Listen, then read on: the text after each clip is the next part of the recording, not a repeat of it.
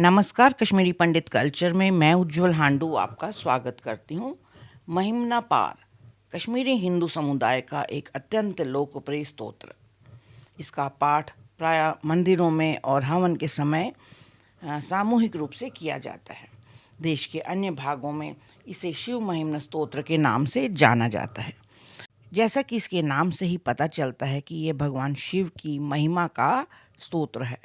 यूँ तो भगवान शंकर की महिमा के अनेक स्तोत्र हैं, परंतु शिव महिमन स्तोत्र को स्तोत्र राज कहा जाता है, अर्थात इसका स्थान सभी स्तोत्रों में सर्वोपरि है। इस स्तोत्र का पाठ वेद पाठ के समान माना जाता है। उत्कृष्ट संस्कृत भाषा के इस स्तोत्र की रचना शिखरणी छंद में करी गई है और इस कारण ये गाने में बहुत ही मधुर लगता है। शिखरणी छंद इसे एक निश्चित लय और माधुर्य प्रदान करता है। श्रद्धालु चाहे इसका अर्थ जाने या ना जाने, पर वे इसे पढ़ते पढ़ते रोमांचित हो जाते हैं। ऐसा होना तो स्वाभाविक ही है, क्योंकि इस स्तोत्र की रचना देवलोक में गायन और संगीत का कार्य कर रहे गंधर्वों के राजा के द्वारा करी गई है। गंधर्व राज ने इस स्तोत्र की रचना क्यों और कैसे करी, इससे जुड़ी एक किंवदंती मैं अब आपको आगे वीडियो में बताऊंगी। कुसुम दशन नाम से एक गंधर्वों के राजा थे। वे भगवान शिव के अनन्य भक्त थे। यहाँ पृथ्वी पर उस समय चित्ररथ नामक एक राजा थे। वे भी शिव भक्त थे। उन्होंने भगवान शिव की पूजा करने के लिए फूलों की एक वाटिका बनवाई थी, जिसमें नाना प्रकार के सुगंधित और रंग बिरंगे फूल खिलते थे, जिससे वे शिव आराधना करते थे। एक बार गंधर्वराज कुसुम दशन वहाँ से जा रहे थे। रंग बिरंगे फूल देखकर वे आकर्षित हो गए और शिव पूजा के लिए बहुत से फूल तोड़कर ले गए। अब वे रोज आने लगे और फूल तोड़कर ले जाते। राजा चित्ररथ शिव पूजा के लिए उत्तम फूल न मिलने से पहरेदारों पर क्रोधित हो जाते। वाटिका की पहरेदारी बढ़ा दी गई, पर फिर भी इस चोर को पकड़ ना पाते। राजा ने गुरुजनों और अन्य विद्वान लोगों की एक सभा बुलाई और एक ज्ञानी के परामर्श के अनुसार शिव निर्माल्य को वाटिका के सभी मार्गों पर डाल दिया गया। और जैसे ही गंधर्वराज वाटिका में आए तो उनका पैर शिव निर्माल्य पर पड़ गया, परंतु उन्हें इस बात का आभास नहीं हुआ था।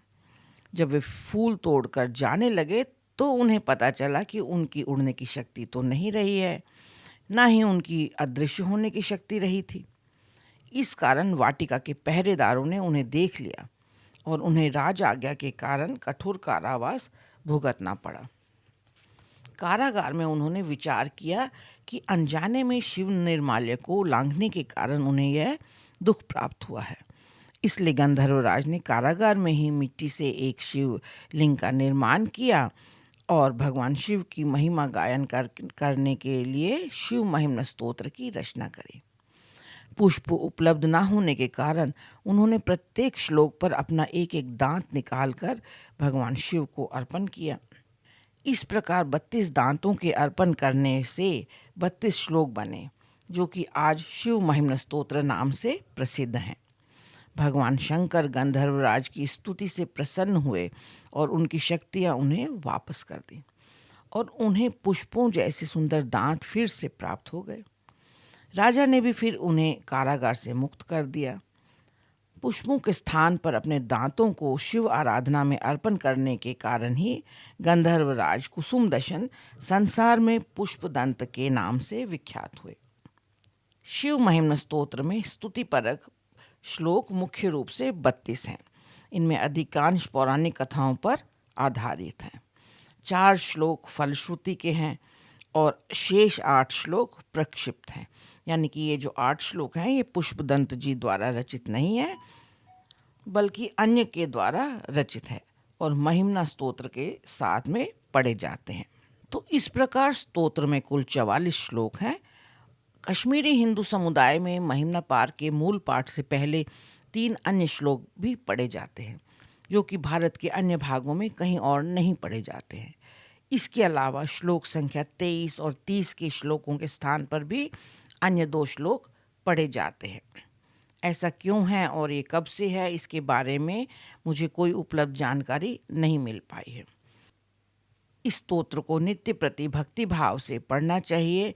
इससे भगवान शंकर प्रसन्न होते हैं, हमारे सभी पापों का नाश करते हैं और इस श्लोक में व्यक्ति सुख भोग कर परलोक में शिवलोक को प्राप्त होता है। तो यह था मेरा आज का वीडियो। आशा करती हूँ आपको पसंद आया होगा। आप इसे लाइक, शेयर और कमेंट कीजिए और मेरे सभी वीडियोस को सबसे पहले देखने के लिए मेरे चैनल को सब्सक्राइब करें और बेल आइकन दबाना ना भूलें। एक नए वीडियो के साथ जल्द ही आपसे दोबारा मिलती हूँ। तब तक के लिए नमस्कार।